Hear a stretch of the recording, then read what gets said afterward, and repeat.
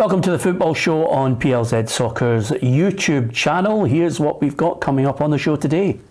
Michael Beale reveals Jose Cifuentes ready to make his first start for Rangers at home to Livingston. And he's ready to go now, and I'm looking forward to watching him tomorrow.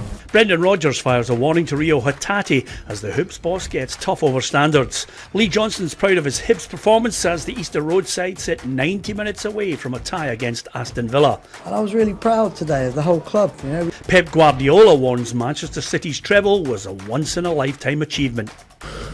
No, I don't think so. It will be possible to do what you have done last season. Yeah, could they win the treble again down south, the start of the English Premier League? And of course, we're looking forward to match day 2 of the Scottish Premiership in the company of Alan Rough, Tam McManus. I'm delighted to say, former Hibs player, of course, it's fair to say, one of the Hibs legends. Ruffy, if you're part of a team that wins a cup, you're a legend at Easter Road. I was absolutely surprised that Michael wasn't in the Hibs Hall of Fame. I was shocked. I'm not shocked that Tam's not in it, but yeah. I'm shocked that Michael's not in it. I knew it was coming my way. And to be honest with you, for the bit of everyone, Michael Weir is our special guest, and it's taken Ruffy 24 seconds to remind him that he's not in the Hibs Hall of Fame. It's only a matter of time, to be perfectly honest with you. As long as you don't get one of those daft paintings as you walk up the stairs, Michael, you'll be absolutely fine. Lots of things to talk about, not only the European football from last night, but we'll look ahead to the weekend's Scottish Premiership. We'll hear from managers and players as well, and we'll also tell you how, in the next couple of minutes, how you can get involved in the predictor. But Hibs 3, Luzern 1. Let's deal with that one first of all, because Michael, it was a good performance and a real confidence boost for Lee Johnston's side. Yeah, it was. I think the changes made a big. I think it brought a wee bit more spark to them. Obviously, a disappointing result at the weekend, but there's something about, we were just talking about, there's something about European nights at Easter Road. I just thought it would lift the players, you know, and to be fair to them, they were very good. I was disappointed in them. I didn't think they were a good side to me. I really looked for a lot more out of them. I thought they were very ordinary, to be honest. But Hibs went about the business well. I think Joe Neal's probably the best I've seen him playing for a long time. I think he's had a few injuries as well, so I mean but he started his flying at the minute, and no, really good result for them. Yeah, no surprise, the manager Lee Johnston well proud of his players. And I was really proud today of the whole club. You know, we took a bit of stick, rightly so, for our first half performance the other day. But that's what Hibs is about. Do you know what I mean? Like, the crowd were up, 13,000 sounded like 25,000. Tam, it was a great atmosphere, and I'm going to say, I'm not trying to be negative here, but let's focus first of all on the positives. Middle to front, going forward, they look good. It did look good, and I agree with what Michael said there. I think it was a very, very attacking team. You know, it was basically a 4-2-4. You had Eli Johan on the left, Boyle on the right, and then Vente and Adam Defondra up front. So, very, very positive team lineup. I liked it straight away. I thought the middle of the park, the two of them in there were excellent. Levitt and Joe Neal. So, I think it was a great team performance. I thought they deserved to win the game. That goal at the end is vital, I think. I think go over there 2-1. You'd maybe still fancy them to come back and beat Hibs. Hibs go over there with a 2-goal lead. I've got plenty of pace in the counter-attack, and if I'm the manager, I'm not going over there to sit in. I don't think Hibs have got the players to sit in. I would go there and play the same way. Go and try and score goals against this team, because they've got to attack. And like Michael said, I didn't think they were a great side. I was expecting more from them, and I don't think the Hibs have got anything to fear in the second leg. Are you confident they can get through? I am confident. There's a huge carrot, obviously, Aston Villa. I just think that goal at the end makes Hibs favourites, but an early goal for Luzern, and then it's game on. But I would fancy Hibs to at least score a goal over there. You confident, Michael? I'm confident, yeah. I'm much the same as Tam. I just think that goals, I totally agree with him. I think we're not the best. We concede goals off easy for me, you know, but like the manager says, it looks as if we're going to score goals.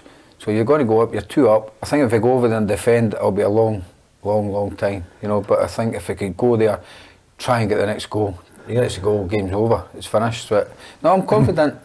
I wasn't when it was 2-1. I thought, well, close with that third one, and especially when the boy hit the bar, I thought this might just go for us here, and it did. So no, I'm confident we can hang on, but it'll not be easy. Yeah, I'm glad you mentioned something which I think is the only negative from the whole thing, Ruffy. For me personally, I think they're weak at the back. I think Hibs give chances up. You know, a better finisher suddenly in Europe, bang, that ball's in the back of the net, it's not hitting the bar. He had the whole goal at his mercy. There was 2 or 3 occasions when they just slice through Hibs. And remember, by the way, you're going to get to a situation where they're over there, they're full of confidence.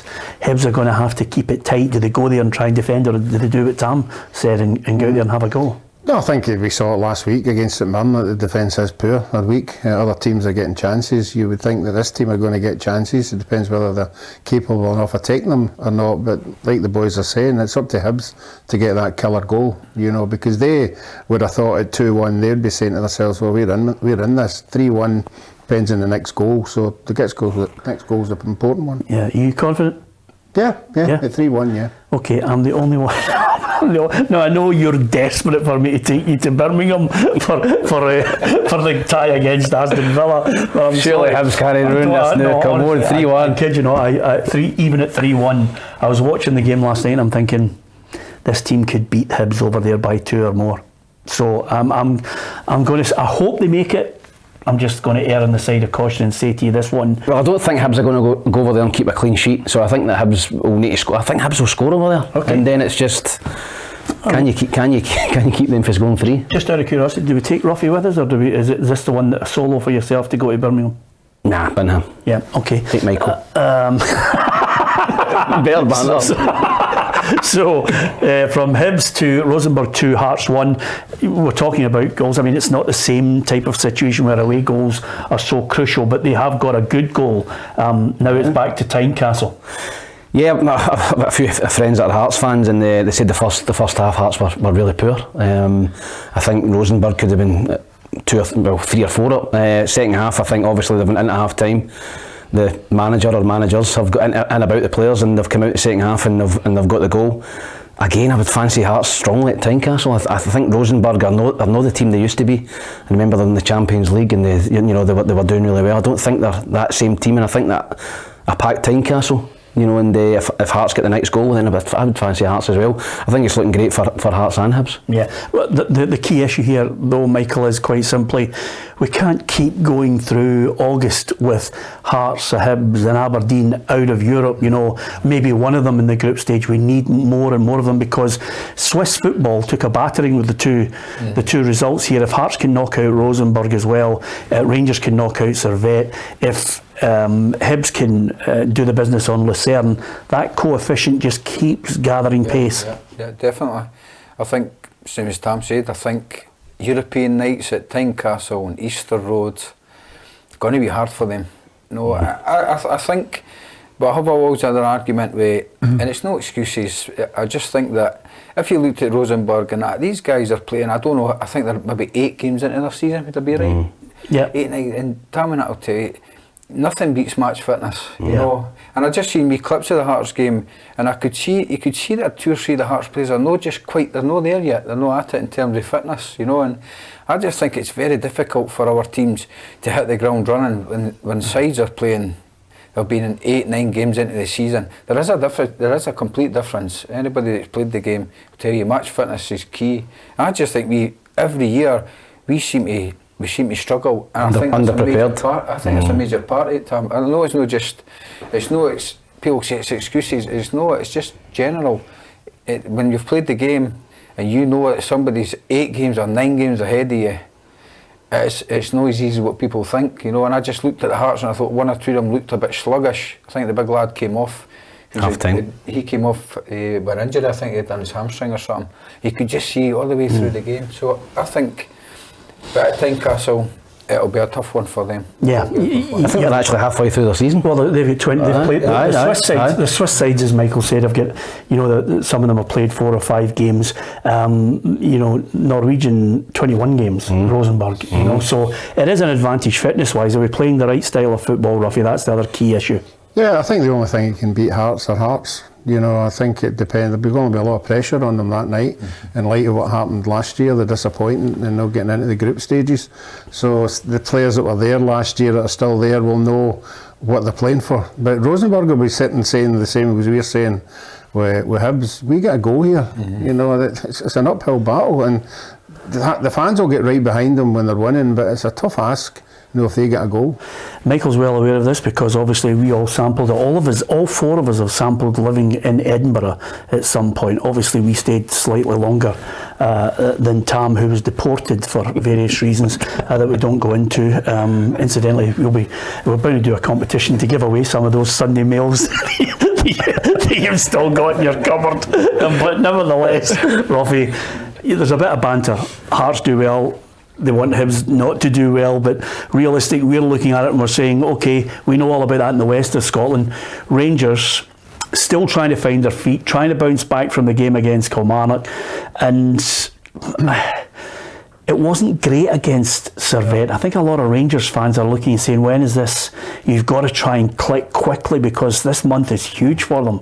Yeah, I think a lot of people were trying to get their head around what happened. I mean, 2 early goals, the penalty, and then the goal 2-0 up. They go down to 10 men with still 30 minutes to go, and you're saying to yourself, well, the run of the game, they should get another one. They should go 3-0. If 4 would be a bonus. You don't expect them to get a penalty. And then I've said it all along, that, and I think it was Lee, a lot of these new players that are coming in have never played in front of 50,000 people before. They've never had to handle the pressure of what's coming up in the next game. So it'll be interesting to see how they handle it. I wonder what their team selection is going to be as well, Tam, because they had a few players that were not available to them. They're going to be back for the return leg. And ominously, I think, above Servette, waiting in the wings for me will be PSV Eindhoven, because they were 4-1 against Sturm Graz, going on 8-1, and I think they'll go through. Yeah, I was watching the Servette Rangers game, and I actually watched a wee bit of the PSV game against Sturm Graz, and PSV were superb, battered them.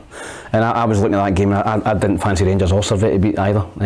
Either to beat PSV, so I think Rangers have got to improve. I was disappointed in the last half an hour. You're playing against 10 men at Ibrox, you're 2-1 up, a real chance to kill the tie. It goes 3-1, 4-1, you can go over there and you can relax.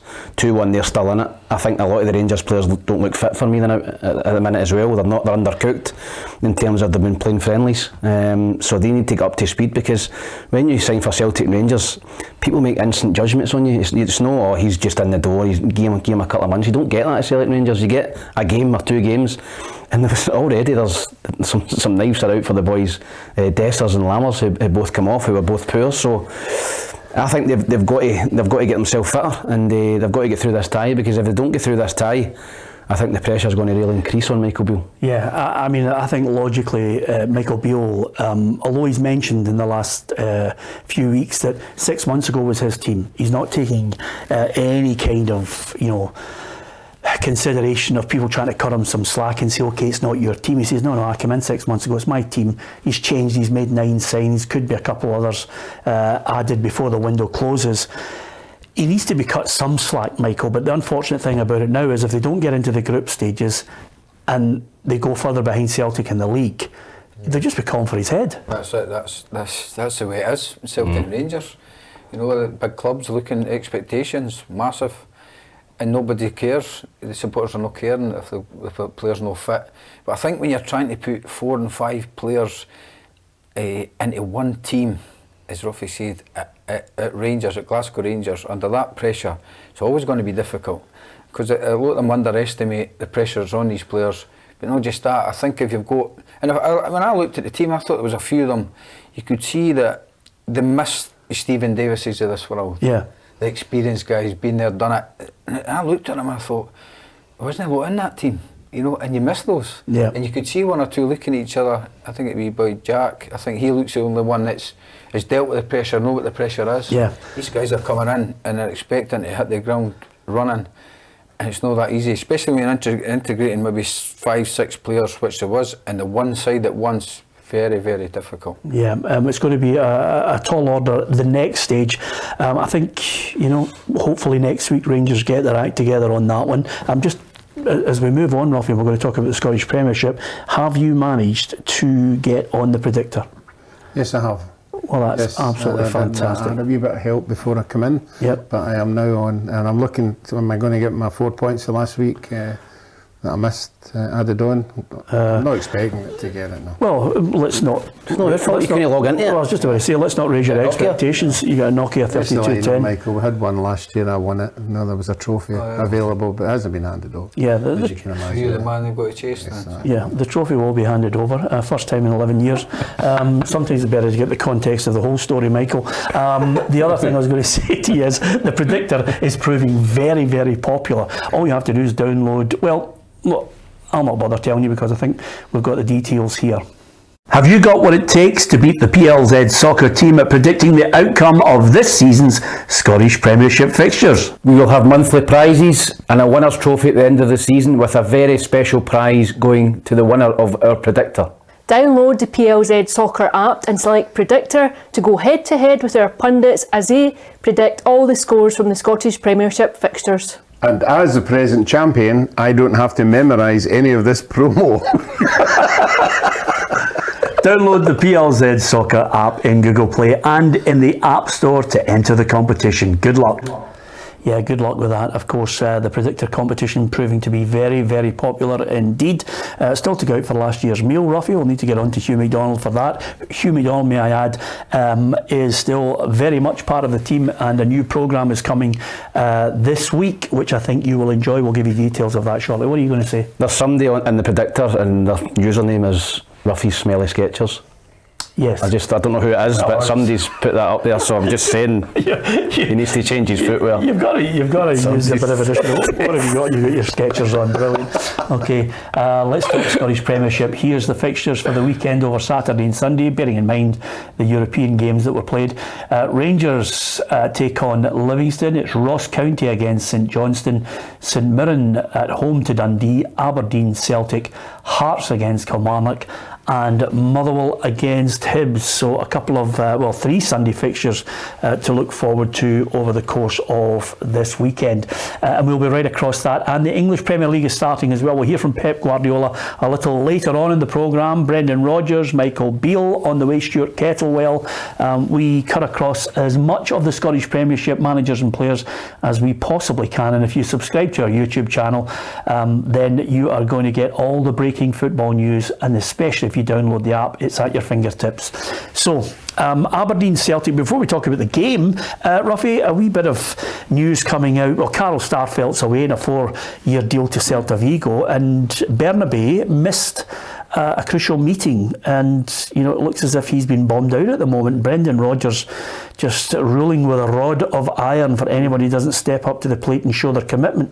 Yeah, I mean, most managers do that when they come back into a club. I know he's been there before, but certainly there are rules that you have to live up to. And I know a lot of the managers aren't happy with players carrying their mobile phones into meetings and all that kind of stuff. So every manager will be different. But if Johnstone said there was a meeting at 10 o'clock and you weren't there at 10 o'clock, you wouldn't be in the next one. Yeah. That's the way it is. Yeah, absolutely. Michael, have you ever fallen foul of any disciplinary measures? Quite a few, actually.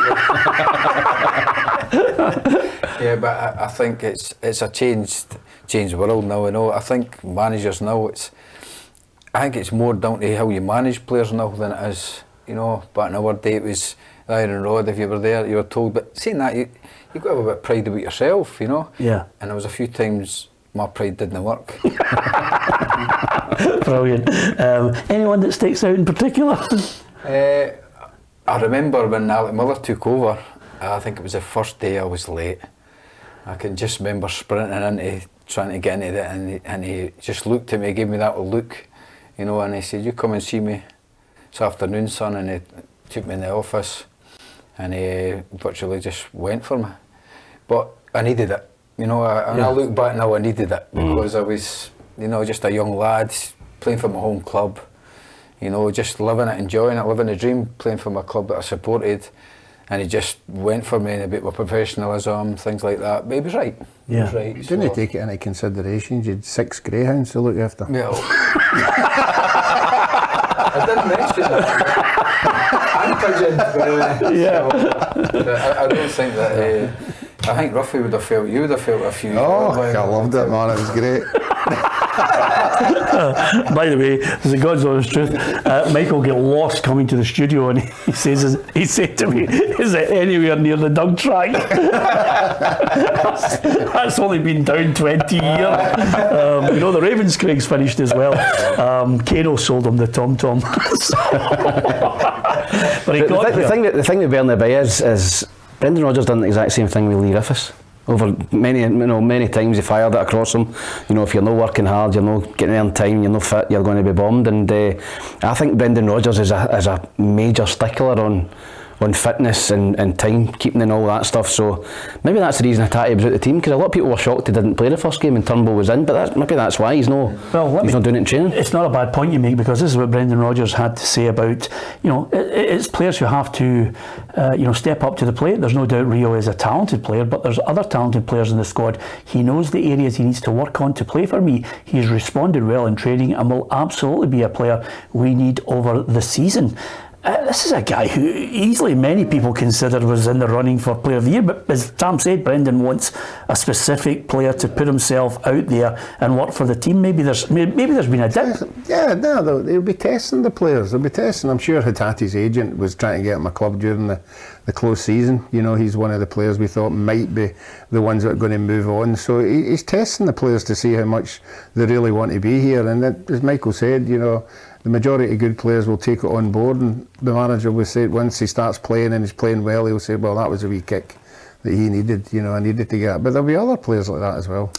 Right, we're going to judge this season almost certainly Barry Robson's Aberdeen side, Michael, because you saw a little bit of, I thought Aberdeen were a good reflection of what Robson was like as a player. He liked a bit of a noise up. He could mix it with the best of them, and he's trying to put a bit of steel into this Don side. Yeah, and the thing was, I think what a job he done last year. I thought he done a great job. He's no much experience. I think he's been about the club for a wee while, but to go in there, turn that club. So I seen them at Easter Road, and I think Hibs beat them 6 in one day, and I thought, they look as if they go just right doing it. But once he got in there and sorted, but I think he just went to the basics. He got good centre halves. They brought a couple on a loan, I think, and got back to the old way. He wants the boy Scales from Celtic. He wants him permanent. So it was 2 centre backs I've seen, and the difference in the team is incredible. So but you can see that Aberdeen's another club with expectations, and you've got to live up with them. And I think he realised it right away. There's 1 or 2 in here, because I could see there was a few of them that looked scared to play for Aberdeen, because of expectations. And you get that with clubs. You get that Hibs, you get Hearts, Celtic, Rangers. And I thought there was a few of them that weren't dealing with it, and to be fair to him, I just thought he'd done an incredible job for where he walked in to the end. I thought it was an outstanding job he done. I still think he'll want a couple of players, certainly to add to the squad he's got. But I'm impressed with the players that he's buying. He's obviously Ramadan. He's gone to Lecce, so they've got some spare cash there to burn as well. Yeah, they have. And I think the 2 ones from Liverpool that he signed, the centre back was Rhys Williams and Clarkson. I think they're terrific signings. I think Clarkson in particular, really impressed with him last season. To get him on a permanent from Liverpool, I think a 4-year deal was great business. They're spending fees, they're spending money, and Hibs are spending money. I think Hearts will spend money. So it's great that clubs out with Celtic Rangers are trying to get closer, because there's nothing more boring to watch than Celtic. I mean, it happened a lot last season. Yeah. Celtic going to Hibs and battering them. Rangers going to Hearts, battering them. Going to Aberdeen 3-4-0. You want it to be competitive, and I think that Aberdeen, Hearts and Hibs will all be competitive this season. I think they've all improved their squads, and I'm looking forward to it. I think Aberdeen have got a very winnable game against Häcken as well. And if they get that, they're in the group stages of the Europa League, which you'll know better than me, which is £7-8 million. That might enable them to go out and spend more money. So I think if you're an Aberdeen fan now, you're pretty buoyant the way the team's looking. Well, just on that point, Michael, this is the most money that a Hibs manager has had since Alex McLeish. I mean, they've thrown a bit of money at it, at Aberdeen too. And along with that comes pressure, because the lad played last night, looks decent, looks as if he could get a goal. Venti. I think he did well, but Tom's right. I mean, if you're going to spend, the one thing that really annoys me is I was venturing about the club one day, and things might have changed it, but I heard a person saying to me, it was a free hit against the Celtic and Rangers. Now, Hibs supporters and Hearts supporters and that, you don't want to hear that. Yeah. Back in our day, Celtic and Rangers, they were still ahead, but never once did we go out in the park thinking we're just going to sit back here and let them roll over. It didn't work like that. And if you get that inside your club, then you're struggling. But when you're spending money, the supporters want to see results. There's no other way about it. When you're spending good money to bring good players in, you need to get results, or the pressure just builds. On that point, Ruffy, I expect Barry Robson's side to make this a physical battle. I think they're going to have a right go. Yeah, I think most of the teams have known any success that Hearts or Hibs or Aberdeen have got is because the first 15-20 minutes you get in about them. You know, you identify the players that are going to hurt you and you try and stop them from playing. I mean, I keep saying it week in and week out. Every time Celtic and Rangers play, they've got 75% of the ball, you know, which is massive, absolutely massive. And when you've got that amount of ball protection, other teams will struggle to beat you. But so if you get in about them and try and get the ball back off them as quick as possible, you've got to stand a chance. I do think Aberdeen up there will give them a fair game, mate. But 9 times out of 10 Celtic seem to wiggle their way out of Aberdeen. Okay, give us your wiggle prediction then. 2-1 Celtic. Okay, Michael. 2-0 Celtic. I've got 2-1 Celtic. 2-1 Celtic, yeah. Yeah. Yep. Is we just going to stay neck and neck in the predictor? Well, that's what Ruffy done last year when I was breathing down his neck. He just copied every score I done, so I could never catch him. Yeah, he's an absolute joke. Yeah, well, you say joke, I say cheat. Rangers against Livingston. Obviously Rangers again haven't quite started to fire on all cylinders, so it'll be interesting to see what Michael Beale has to say about not only European football but of course getting back to the bread and butter and trying to bounce back from Kilmarnock. We sent our intrepid reporter Alison McConnell out there. Good afternoon and welcome to the Rangers training centre, where Michael Beale has revealed that Jose Cifuentes is set to make his first full start for the club tomorrow afternoon. Yeah, he's a prime example. He didn't get in until late on the on the Thursday before, a bit of jet lag, but I wanted him to be on the bench just to see Scottish football. You know, 8 subs, let's just get him there and so he can understand the environment. Still just only moved into his new place the last couple of days, so he's in and out of the hotel. I thought he was quite good when he came on the other night in a small glimpse, but now I think he's ready. He's been playing since January. He knows his teammates. There's ever such a small language barrier because he speaks decent enough English, and he's ready to go now, and I'm looking forward to watching him tomorrow. After a difficult start to the campaign, with Rangers losing their opening fixture to Kilmarnock at Rugby Park, Beale has also insisted that players must assume responsibility for the pressure and scrutiny that they'll find themselves under at Rangers. Well, you've got to focus on your work. There's a bit of you versus yourself going on every day. You've got to make sure you motivate yourself firstly. You come in here, we can encourage players, but they've got to bring their motivation and their aims and their training. They have to understand that it's a squad game, and certainly with 5 subs now and the fact that we play every 3 days, the recovery and the preparation is important. It's important when they get their opportunity to play that they really come in and show what they can do. Well, they're going to have to do that against Livingston.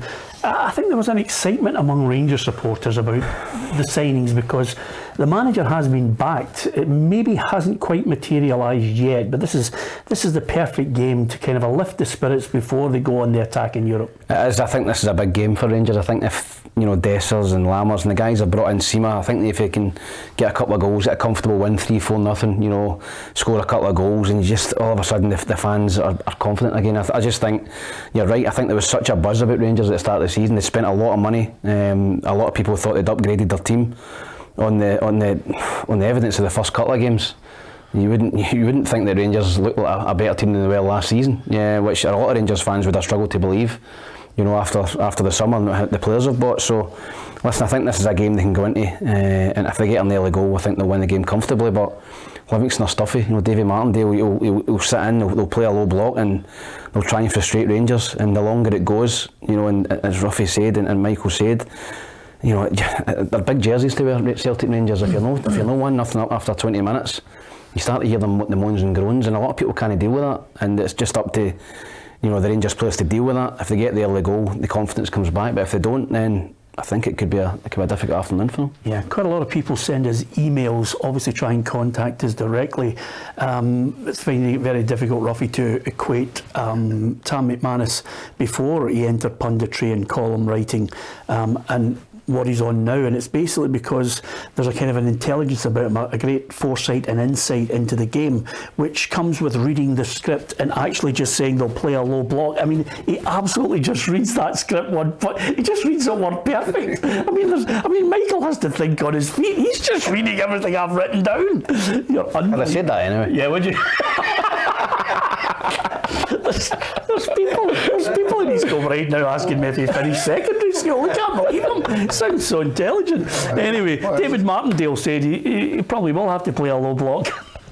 We go to these big venues, and believe it or not, we go there with a game plan to, one, not to lose a game, that's important, but two, can we get something from within the game? Now the two of them they're linked, but one goes with the other, if that makes sense. Now we are going to naturally fall into a low block, to a mid to low block when we play Rangers.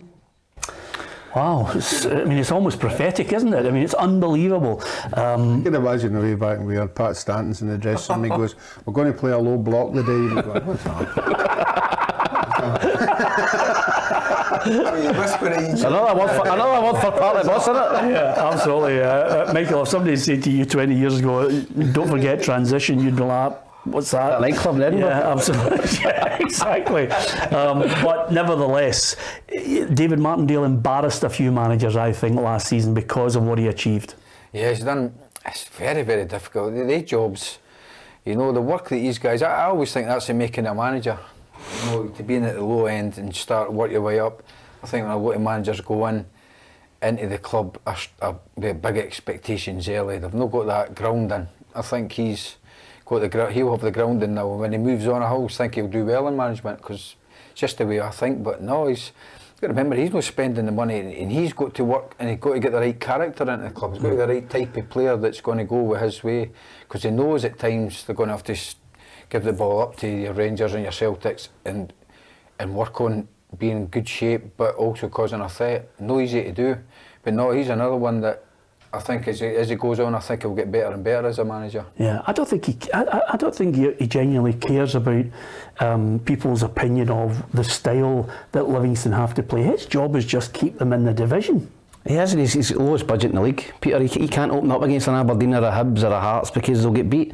He's got to find out, as Mickey said, find a character in there where you're going to have to work and scrap for everything. They're physical. You've seen last week against Aberdeen. No nonsense, particularly at home. They've got two big centre halves, the big boy Nubly up front. Yeah. They get it up to him, they play off second balls. They're difficult to play against, particularly on that pitch. So I think he's done a great job. I think Livingston's his club. Could they go to a Hibs or a lot of people would say, oh, can they go to a Hibs or a Hearts? I'm not so sure. I just think Livingston is perfect for him because he gets the players in there. He gets players that have got a point to prove, and he moulds them into a team, and he does a great job with them. I'm not so sure if he could do it up a level, Peter. Well, I wouldn't like to pigeonhole him because I think he's got a lot to offer. Unfortunately, I think, like Malcolm Mackay at Ross County, the baggage is something that he can't shake off. Someone somewhere might just take a punt on him. Yeah, and I think his record year on year, you would think some of the jobs that come up, you say to yourself, I wonder if he is considered. Has he ever been on anybody's list? But if he continues to take them into the top six and takes points off Rangers and Celtic here or there, or Hibs and Hearts, he's certainly going to be looked at. Right, just as sure as we've picked Celtic to defeat Aberdeen, I think it'll be more comfortable for Rangers against Livingston at home. I think I'll get 3-0, Ruffy. I think I've got 3-0 as well. No way, have you? I think so, yeah. Well, what are the chances, Michael? 3-0. Well, God, first Pete, now repeat. What about you? See, if you say 3-0, what have you got? 3-0. Have you? I have. Well, yeah, then no points in that one for any of us. There's no splitting us on this. Okay, from there to some of the games, obviously with Hibs, as we mentioned, being involved in European football. They're going to play on this Sunday against Motherwell. It's been an interesting time with Hibs. Of course, last night Lee Johnson was speaking when I was there at Easter Road. Today, Adam Binney was out there to see who else was going to speak about Hibs' match. Hibs are back in training this afternoon after last night's fantastic 3-1 European victory over Luzern, but focus now shifts on to domestic football as they face Motherwell at Fir Park on Sunday. One man I'm sure that would love to play in this fixture is former Motherwell man Chris Cadden. He's injured, so he'll miss the match, and deputising in his position at right back has been Lewis Miller. Lewis was fantastic in last night's victory over Luzern, and he was speaking to the media this afternoon about his hopes and ambitions for the season, with his eyes set on a third place finish. Like I said, the gaffer said it multiple times as well, that we definitely think that third position could definitely be ours, and obviously we'll fight week in, week out, and like I said, on our day we can beat anyone. So it's just a matter of winning, get as far as we can in the league and these European competitions. So like I said, when we're together like that, and you saw from yesterday the performance that we've done, like when everyone goes out, gives 120%, then I don't think there's going to be a lot of teams that are going to struggle to play against us. So. Given Hibs' European adventure at the minute, the fixture list is rather congested, and as is the diary of manager Lee Johnson. He's had plenty of media commitments over the last week and a half, 2 weeks or so. So deputising for him today was first team coach David Gray, who's celebrating 10 years at Hibs this year. And he was reflecting on a special decade with his favourite club. Well, it's the start of, as you say, 10 years, and it's went really quick, to be honest. It doesn't seem like I've been at the club 10 years. It's been lots of highs, unbelievable highs, a couple of lows along the way, obviously, which comes with being involved in football, but I feel very lucky and privileged to be working for such a fantastic club. If you want to etch your name in the history books at Hibernian, scoring the way he scored against Rangers in the cup finals, the way to do it, Michael? That was it. Game over, eh? Oh, definitely. Were you at the game? Oh, I was at the game, yeah. Were you on the park? I was close. He assaulted one of the Rangers players, didn't Bang. I was the only one who wasn't on the pitch, to be fair, but no, I couldn't get. I had big Keith Wright beside me, and his patter's that bad that I better getting on the pitch here. But no, it was a great day, and I think that it was one of those ones that you just felt. People keep saying it, but it was true. I just felt in the air. I thought, you're going to win this today, and I didn't feel that before in a couple of games, cup finals. Yeah, weren't they great? And I thought, just had this feeling that if you got to remember, we had good players in McGinnsey this world, and that, who I think he's got a major say in how Hibs are doing well. Yeah, Stokes was there, Henderson. Good sight. But anyway, no, brilliant. David Gray obviously getting the goal at that time. It just changed the whole game, and I just think that it was always going to be a Hibs day that day. Yeah, if Adam Binney was on his travels to Tranent earlier in the morning, he was out there at Fir Park to speak to the Motherwell boss. I'm at Fir Park this morning to speak to manager Stuart Kettlewell and Bevis Mugabe ahead of Motherwell's opening home league fixture of the season as they take on Hibs here on Sunday. Hibs coming into this one off the back of a fantastic 3-1 European win as they defeated Luzern in the UEFA Europa Conference League last night. But Motherwell manager Stuart Kettlewell insists that the UEFA Europa Conference League exertions of Hibernian will not be an advantage to his Motherwell side. But I think always my mentality has been, as a player, I would certainly want to be playing at the highest level, coming off the back of a really good result, which Hibs did last night, and in the end, probably for Hearts, at half-time, maybe looked as if it would have been a worse situation, and managing to get that goal back gives them a real chance in that tie going back to Tynecastle, so I would always opt for that. But that said, we are dealt the other situation. We're not in Europe, and we have that week to spend to prepare for the game, so we have to make use of it as best we possibly can. Dylan Vente was the scorer of Hibs' second goal last night. It was believed that he joined the club for a fee of around £700,000 this summer, and Motherwell manager Stuart Kettlewell knows that's a figure he certainly can't compete with, and couldn't believe that a journalist accused him of being the manager trying to sign him. It's not daunting. I tell you, the daunting bit about it was when I got a message from somebody in the media asking if it was us that was signing him. I think there was a rumour floating about that somebody in Scottish football was signing him. I nearly fell off my seat when I heard the money. But yeah, you're right. Hibs, a club the size of Hibs, and the financial power, if you like, that those clubs do have is substantial. It's significantly greater than ourselves.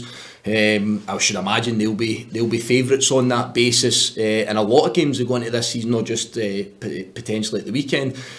But as we all know, football's it's not played on a spreadsheet, and it's not played by numbers. Okay, I'm going to go for another draw with Motherwell, Ruffy. I'm going Motherwell 1, Hibs 1. What? Yeah, so you got 1-1? Yeah, I don't think Hibs have shown any consistency for me yet to be confident enough that good enough to get away from home and win a game. I think Motherwell at home this year will build on what they've done last year. I still don't think they're good enough. Obviously, I've went one each in that game, so one each. Michael? Much the same as Ruffy. I think Hibs are still to show on a consistent basis if they can go and win it. Motherwell, always a good place to go. Motherwell, tough game. I'd maybe go for a one each, yeah. Yeah. Oh God. Yeah. It's Motherwell are fit and rested. The Hibs have got a big game during the week as well. Does he rotate? He's got to rotate the players. The high of the other night with that atmosphere and the crowd and everything, the adrenaline and all that, it takes a lot out of you. And for Hibs to go again on a Sunday afternoon, I think they'll do well to get a draw. I'm going to go for a score draw as well on each. Is that because you think it's difficult for them to come back from European football? And I just think the high of it, and the adrenaline and the energy you waste, and then you come in and you've got a Motherwell fit and rested, hungry, ready to come flying out your traps at home. And I think that Hibs will make a lot of changes. I don't think they've got the squad depth now to replace the guys that they're playing. So I would rest if I was Lee Johnstone and there's a balance. I would kind of look to rest your maybe front 3 or 4 and maybe make some changes and then bring them on later in the game and try and stay in the game. So I'm going to go for one each. Yeah, okay. I wonder if the same can be said of Hearts, Ruffy. It's a good away goal that they got. Obviously, it doesn't count the way it used to, but it's still 2-1. It means they can get Rosenborg back to Tynecastle on Thursday, the 17th. But they're at home against, suddenly, in-form Kilmarnock, a 1-0 win over Rangers. Yeah, I think the Kilmarnock players will have a good week at training. If you beat the Old Firm, it usually makes the training quite a nice place to come in the morning and have a laugh and a joke and carry on with everybody. But I think Hearts with a full house, and they'll be confident with that, as you said, that result against Rosenborg. So I think it's going to be a difficult one for them. I think Hearts are just ready to turn the corner, and I think they'll win this quite comfortably. Okay, as far as Kilmarnock are concerned, well, great performance last week against Rangers, and Derek McInnes, I think, is expecting better things this year because of the calibre of player he has. I feel as though we've got a really strong dressing room again in terms of personality and good lads, good people, which is so important at our level. It's even more important because sometimes having that type of dressing room can be the difference in another 10-12 points a season. And yeah, Derek's looking good, by the way. It must be roasting down there. Yeah, different climate. Is that a different climate now? No, they're catching the tail end of the Spanish heat wave, I think, by the way. Looks great. Aye, indigo sunbeds. Yeah, don't forget there are other sunbeds that you can go to. But I'll tell you, because of the players that he's brought in, Tam, he does expect them to have a different season where they're not going to be looking downwards. Yep, I like the way he works, Derek McInnes. I just think, listen, it's not great to watch. No disrespect to Derek, it's no free-flowing football, but he knows how to get results done for a number of years at Aberdeen. You looked, Aberdeen went down a different direction with an old teammate of mine, Stephen Glass, and it didn't work out. They're now back to a Barry Robson, a scrapping. That's what Derek McInnes was about. They're hard to break down, hard to beat. They've made good signings. I think Big Boy Finlay at the back's a great signing. Robbie Dees from Inverness. I like the striker. Vassell, I think he's excellent.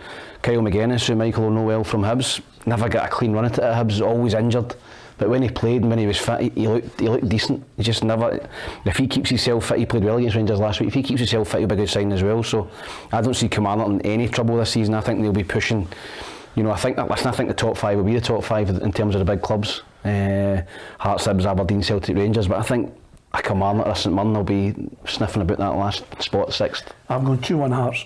I'm going to go one each. I think Kelly can get a draw. Yeah. I think Hearts can pull off a shock result and get a draw at home. Michael?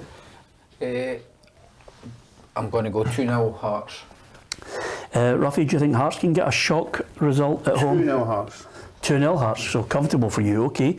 St Mirren against Dundee. Now, of course, St Mirren, last season, absolutely brilliant. This season, good start. Yeah, I think they will be as well. I mean, Tam's talking about who will fill that number 6. I would say St Mirren. I think the players that were there last year will want to build on that. They'll know what comes with it. Obviously, the financial side yet. There was a chance they were talking about getting into Europe. That would have been a disappointing. They'll be trying to achieve that. And I think when you've got a team that are trying to achieve things, I think they've got a good chance. Well, by achieving those things, there is a certain expectation around what Stephen Robinson's doing at St Mirren. So we sent our reporter Kerry Pollock out there today. Here at the St Mirren Training Centre this morning, Stephen Robinson is preparing his side to take on Dundee in their first home game of the Premiership season, and despite reaching the top 6 in May, he's warned his side not to get too carried away in the current campaign. We've got good people from top to bottom now in place, but we can't get ahead of ourselves. We're a club that we should be aiming to stay in this division first and foremost. Without that, then no top 6 or Europe or anything comes into play. We must try and stay in this division. The Buddies boss also reminded us just how difficult it can be to recruit for his squad with the club's current budgets. we don't have the money for anything at this stage, so it'll be a case of just seeing what's available, and obviously as the window approaches, things change and things move, and we'll see where we are. We've got targets that we want to bring in.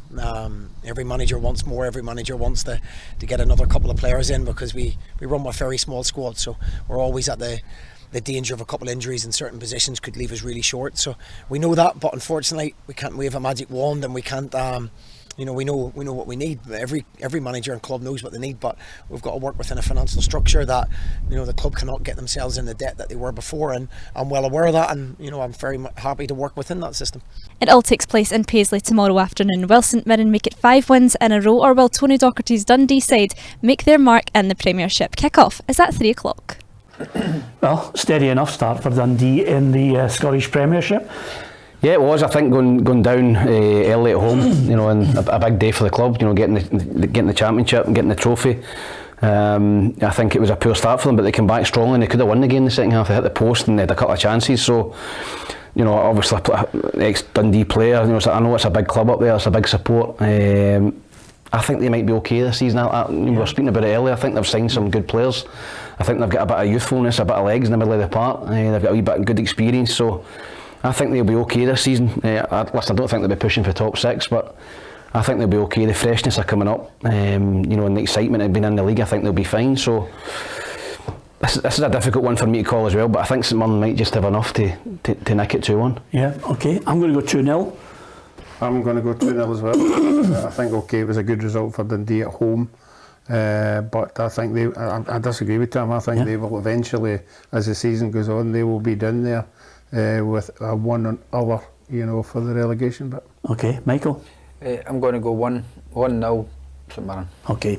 Ross County against St Johnstone. Only the really good reporters take the hit and head to Dingwall for that game. Ross County against St Johnstone. It's Adam heading up? It's Kerry who's heading up there for that one. Ross County against St Johnstone.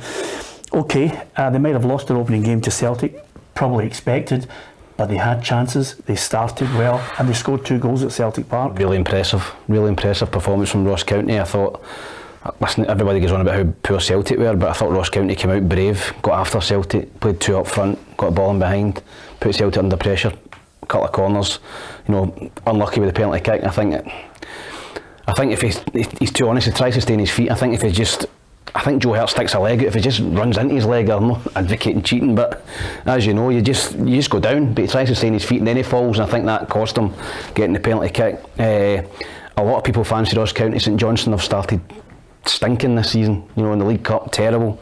Lost at home last week, not scored a goal, but I don't know why I'm going to go for 1 each. I think St Johnstone might get a point out of this.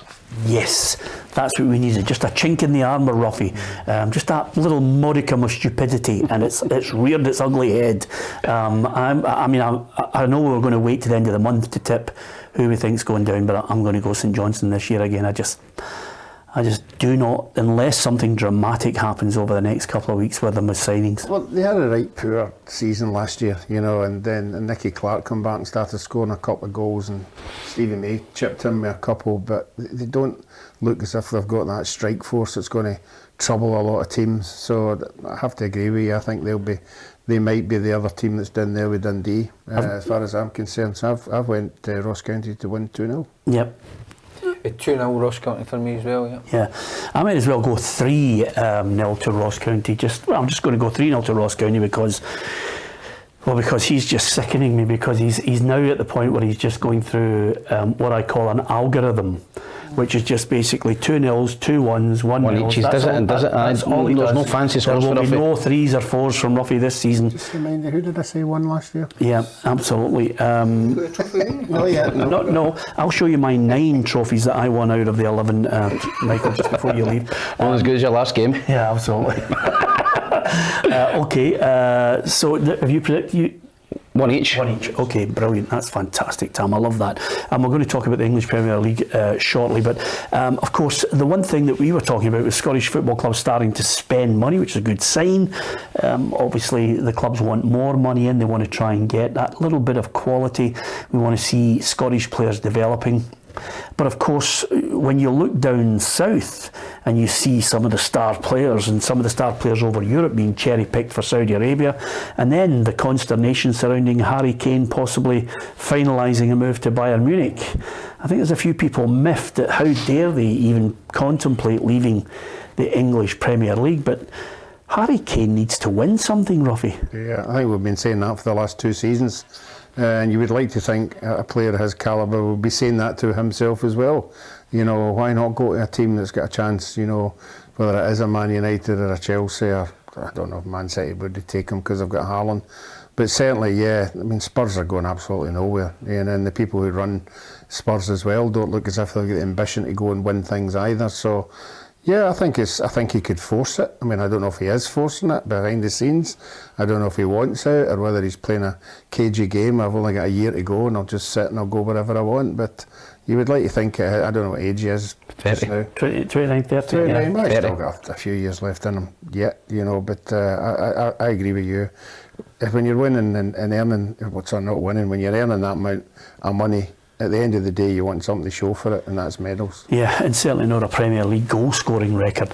The good thing about this programme is not only can you enjoy it on PLZ Soccer's YouTube channel, hit the subscribe button, you can watch it live on your phone on a Saturday afternoon, because we are on at 4:45, where we bring you not only the half-time reports, but the full-time and manager and player reaction from the games in the Scottish Premiership. So hopefully you can join us tomorrow for that. Tomorrow morning, Tam and Ruffy are with Kerry Pollock for the Saturday morning preview show at 9 o'clock. So there's lots of content coming up, lots of new programming that we're going to give you on PLZ Soccer's YouTube channel. And don't forget to follow us across all our social media, because we're bringing you fan interviews, features, one-to-one exclusives. There's going to be a lot of variety to our channel, and hopefully you'll buy into it all if you can. And every now and then on social media you'll see little clips, and I'm sure Ange Postecoglou will certainly enjoy the clip we're going to put out tomorrow, which is Spurs are going absolutely nowhere, said by Alan Ruffle a minute and a half ago. Absolutely brilliant, eh? Yep. It's just poor. Big Ange Ball. Big Ange slaughter. Ange Balls, they're going to be good this season, Spurs. Are they? Yeah. Top 6. Yeah, top 6. Top 6 for me. You think so? Okay. 3 of the best managers in Europe haven't managed to turn Tottenham around. Well, we're going to wait and see what Ange Postecoglou does, especially, Michael, if they lose one of the best strikers in the country. Yeah, strikers are at a premium, innit? And to be fair to him, he scores in a pure Tottenham side. He scored 20, 25 most seasons. Yeah. I'm really surprised that nobody's just... I think if it was like a Sir Alex sitting at Man United, I think he'd be all over that, just to get that fin. He done it with Van Persie, you know, getting that extra 2-3 year out of him, thinking he'll score us goals. Because no matter what you do, Peter, all your possession and all these kind of tactics that people are throwing out just now, you still need somebody to hit the net. Yes. You know, and if nobody's interested in all your possession, if you're not hitting the net, but one thing about him is he'll not be in the game much, but his movement always seems to get him into a place to score goals, and he finishes when it really matters. I play 5-a-side with my friends, right, and I keep saying that to them every week. I'm not caring about this, just finish, hit the net, because that's what all your nice football doesn't matter, boys, just hit the net, and that's what he does. Harry Kane does that. You know? Yeah, absolutely. I wish I had that ethos this morning when I was playing 5-a-side, Tam. I hit the net, but unfortunately it was to stop the ball going out of the 5-a-side court. Anyway, and of course, if Harry Kane joins Bayern Munich, Malik Tillman, he looks as if he's leaving. He's going to join PSV. He could be back at Rangers if Rangers get into that next qualifier. Yeah, well, certainly everybody at Rangers thought he was he would be maybe the next player that everybody would be talking about, so they wouldn't want him to be coming back and turning them over. Yeah, this is a little touchy subject, but again, it's something that I think we are more than capable of addressing, and I think it's a difficult one because obviously we've had up here a totally different situation, may I add, with David Goodwillie and his difficulty in playing football again. We've discussed that in great detail. This time around it's Mason Greenwood. Now this is a different case because no charges were made, but there's Man United fans protesting against him possibly, wearing the red shirt again. What a difficult situation United have got with this one. Yeah, it is, and listen, people argue both ways. Does he have another chance, or is he should get him out of the club? So it's up to the club now. There's going to be people unhappy if he comes back into Man United, and there's going to be people that are quite happy to get him back in. So listen, time will tell. But I think if there's a larger groundswell for not getting him in and protest and all that, I think Man United might just think, is it worth it, and they'll end up trying to sell him. Yeah, okay, we'll see how that one all develops. Here's the fixtures for the English Premier League to look forward to. Of course, Burnley back there with Vincent Kompany in charge, and Vincent Kompany taking on his old side, Manchester City, Arsenal, Nottingham Forest, Bournemouth, West Ham, Brighton and Hove Albion against Luton Town. Luton Town, who'd have thought they'd be back in the top flight. Everton, Fulham, Sheffield United against Crystal Palace, Newcastle, Aston Villa, Brentford against Tottenham, Chelsea take on Liverpool, and it's Manchester United against Wolves. Last season was absolutely incredible for Manchester City, a treble. Could they do it again? Not according to Pep Guardiola. No, I don't think so. It will be possible to do what you have done last season. So it's one in a lifetime. So I said to the players, forget about it. So we climbed the highest mountain last season, what we have done, but the last 2 days we came down to the mountain, and we start from from there, when everyone with the same intention, and will be a lot of difficulties to climb as high as possible in our level, the mountain, and we'll see. Yeah, I think that's a long-winded way of saying he doesn't think it could happen. It's very difficult in that league. It's such a competitive league to try and win the treble again. Yeah, it is, because of the amount of money it's going about, and people and clubs are striving to be up there in that top four to get into the Champions League. So, there will be challenges coming, but for me, they're still the best team. Yeah, and it took him a while to try and win the Champions League as well. He did, yeah, and it's, like you said, it's competitive. Really, I think the difference last year was City. I thought Liverpool won the great, Man United won the great, Chelsea were poor. Chelsea were poor. Arsenal imploded. Yeah, so I don't think there was. I think Arsenal were the only side really that gave them a better challenge. I always thought their inexperience wouldn't help them. But this year, Liverpool have spent money, and I think they've got. I think the best player that I've seen, Casido. I think he's a real top player. I think they've. I don't know if they've done the deal, but I think they're in for him to try and get him. Yeah, it's 110 million. Yeah, I think other teams have improved, and I would include not so much improved, but I think Tottenham will have a different attitude towards it. I think they could capable of getting points both sides. So I don't think it'll be as cut and dry this year as what people are making it the Premiership. I still think City will win it, but I think it'll be a bigger challenge for them. Yeah, it's been an absolute joy having Michael on the show. Of course, Tam and Ruffy will be back tomorrow with Kerry Pollock at 9 o'clock on our PLZ Soccer YouTube channel, and don't forget to follow us across our social media channels as well. I'll be here live tomorrow in the studio with Ali Graham's going to join me to keep you up to date with all the scores across all the divisions in Scotland and the English Premier League that starts back on Saturday and Sunday. Hopefully you can join us at 4:45 on our YouTube channel for that. And don't forget, get on the predictor. Let's have a bit of fun with you. How good are you at predicting the outcome of all 6 Scottish Premiership fixtures? Could you be in the mix for some fantastic prizes? Could you be heading at the end of the season with the boys on one heck of a night out, Tam? The winner and his partner will be coming with us. That's a great prize. That's a great prize. Let's just hope we don't get a nutcase. Yeah, absolutely. There you are. And remember, there are various degrees of what we all determine as a nutcase, and Tam comes from one of the craziest areas on the planet. Michael, just before you go, we might as well get your prediction. You love the Hibs. Where are they going to finish this season? What's a tough one? Right on the spot there.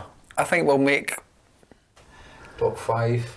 I still think we've got a bit of work to be done. If we get a couple of more players in, then we could push. But it's inconsistent that worries me. I think a good side need to win, and then win, and then win again, and get the confidence going. Until I see that, I still think the league's difficult. It's a tough league, the Premiership. There's Ross County and that looked at. I remember watching Ross County last year at Hearts at Tynecastle at the start of the season, and they battered Hearts, and they were really good. And then at the end of the season, nowhere. So it's a tough league, but I would. I'll hold my horses on that one. Well, what we're going to do is we're all going to chip in and buy Michael a sat-nav so we can get him back here to get that answer out of him. Thanks to Michael. Great to have him in the studio. Great to hear his chat, and of course Ruffy and Tam as well. Monday and Friday, the football show. There's lots more coming your way on PLZ Soccer's YouTube channel. Do hit the subscribe button and you'll find out about some of the programmes that we're bringing to you over the next couple of weeks. Enjoy the football at the weekend from Ruffy, from Tam and from Michael Weir and myself, Peter Martin. Thanks for watching.